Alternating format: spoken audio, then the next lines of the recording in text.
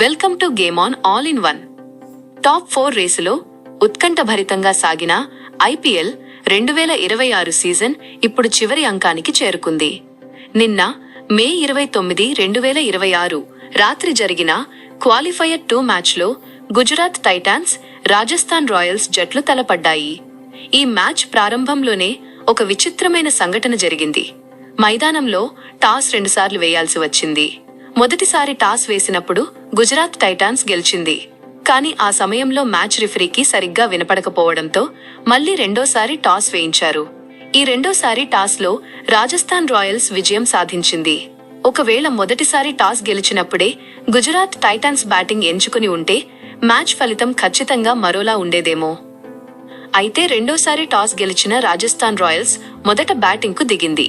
కానీ ఇన్నింగ్స్ ప్రారంభంలోనే రాజస్థాన్కు గట్టి షాక్ తగిలింది. ఓపెనర్ యశస్వి జైస్వాల్ మరోసారి తీవ్రంగా నిరాశపరిచాడు. కేవలం 2 బంతులు ఆడి ఒకే ఒక్క పరుగు చేసి అవుట్ అయ్యాడు.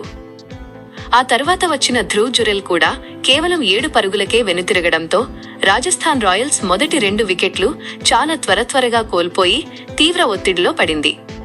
ఆ సమయంలో సీనియర్ ప్లేయర్ రవీంద్ర జడేజా క్రీజులోకి వచ్చాడు. జడేజా మైదానంలో అడుగుపెట్టి చాలా చక్కగా బ్యాటింగ్ చేస్తూ మరోవైపు ఉన్న యువ ఓపెనర్ వైభవ్ సూర్యవంశీకి అద్భుతంగా సహకరించాడు. వీరిద్దరి భాగస్వామ్యంతో ఇన్నింగ్స్ వేగంగా ముందుకు సాగుతున్న సమయంలో అనుకోకుండా రవీంద్ర జడేజా చేతి గాయం వల్ల రిటైర్డ్ హర్ట్గా వెనుతిరగాల్సి వచ్చింది.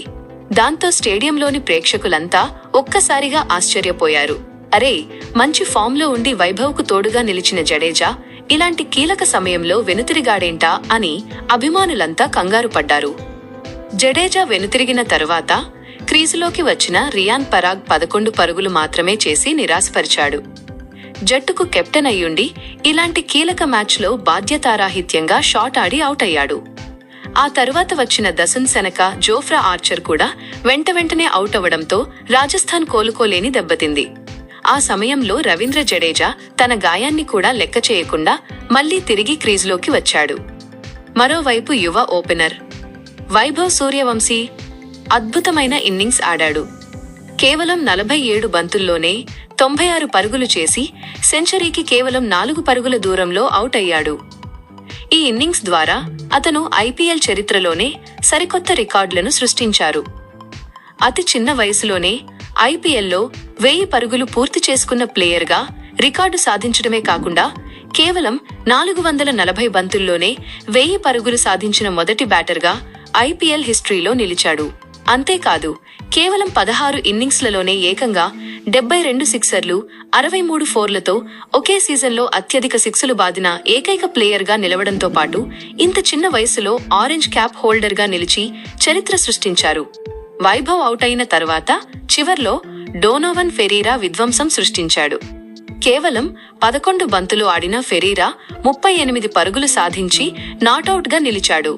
ముఖ్యంగా ఇన్నింగ్స్ లాస్ట్ ఓవర్లో రషీద్ ఖాన్ బౌలింగ్లో ఏకంగా 4 సిక్సర్లు బాది స్కోర్ బోర్డును ఉరుకులు పెట్టించాడు. ఇటు జడేజా కూడా మళ్లీ వచ్చి 35 బంతుల్లో 45 పరుగులు చేసి నాటౌట్గా నిలవడంతో రాజస్థాన్ రాయల్స్ నిర్ణీత 20 ఓవర్లలో 6 వికెట్ల నష్టానికి 214 పరుగులు చేయగలిగింది. గుజరాత్ టైటాన్స్ బౌలర్లలో జాసన్ హోల్డర్ 2 వికెట్లు, కగిసో రబాడా 2 వికెట్లు తీయగా మహమ్మద్ సిరాజ్ 1 వికెట్, ప్రసిద్ధ్ కృష్ణ 1 వికెట్ సాధించారు. 215 పరుగుల భారీ లక్ష్యంతో బరిలోకి దిగిన గుజరాత్ టైటాన్స్ ఓపెనర్లు మ్యాచ్ను పూర్తిగా తమ వైపు తిప్పేసుకున్నారు. ఎక్కడా వికెట్ పడకుండా, ఎలాంటి తడబాటు లేకుండా ఇన్నింగ్స్ను ముందుకు నడిపించారు. ఓపెనర్ సాయి సుదర్శన్ 32 బంతుల్లో 58 పరుగులు చేసి జట్టు విజయానికి బలమైన పునాది వేశాడు. అయితే ఒకే సీజన్లో 2 సార్లు తనకు తానే స్టంపౌట్ అయిన మొదటి బ్యాటర్గా సాయి సుదర్శన్ ఒక అరుదైన రికార్డును మూటగట్టుకున్నాడు. ఇక కెప్టెన్ శుభ్మన్ గిల్ కేవలం 53 బంతుల్లోనే 104 పరుగులు చేసి అద్భుతమైన సెంచరీతో జట్టును విజయతీరాలకు చేర్చాడు. చివర్లో రాహుల్ తెవాటియా 9 బంతుల్లో 17 పరుగులు చేసి నాటౌట్గా నిలిచాడు. దీనితో గుజరాత్ టైటాన్స్ 18.4 ఓవర్లలోనే కేవలం 3 వికెట్లు కోల్పోయి 219 పరుగులు చేసి ఘన విజయం సాధించింది. రాజస్థాన్ బౌలర్లలో నాంద్రే burger, Brijesh Sharma, Jofra Archer తలా ఒక వికెట్ తీశారు. ఈ మ్యాచ్తో మరికొన్ని అద్భుతమైన రికార్డులు కూడా నమోదయ్యాయి. ఐపీఎల్ చరిత్రలో ఒకే సీజన్లో 3 బ్యాట్స్మెన్లు 700 పైగా పరుగులు చేయడం ఇదే మొదటిసారి. ఇంతకు ముందు ఏ సీజన్లోనూ 3 బ్యాటర్లు ఈ మైలురాయిని దాటలేదు. ఆ ముగ్గురే వైభవ్ సూర్యవంశీ, శుభ్మన్ గిల్ మరియు సాయి సుదర్శన్. వీటితో పాటు ఐపీఎల్లో అత్యధికంగా 11 సార్లు 100 పరుగుల పార్ట్నర్షిప్ సాధించిన జోడీగా గిల్ మరియు సాయి సుదర్శన్ సరికొత్త రికార్డు నెలకొల్పారు.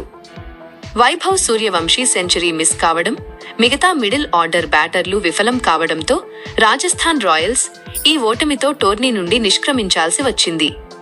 ఈ ఓటమితో రాజస్థాన్ రాయల్స్ ఈ సంవత్సరం ఐపీఎల్ ప్రయాణం ముగిసింది.